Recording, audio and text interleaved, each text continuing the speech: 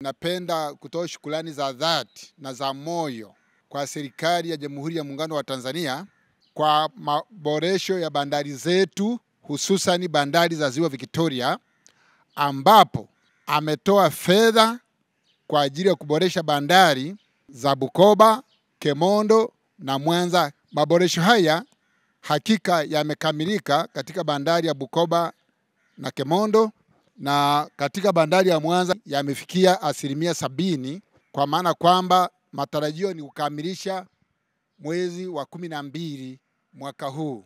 Maboresho haya yameleta manufaa makubwa, si tu kwamba yamerahisisha usafirishaji, bali pia yamefanya bandari zetu kuwa za kisasa, kutoa huduma za kisasa, huduma bora ambazo zimevutia wawekezaji wengi sasa kuanza kutumia bandari zetu.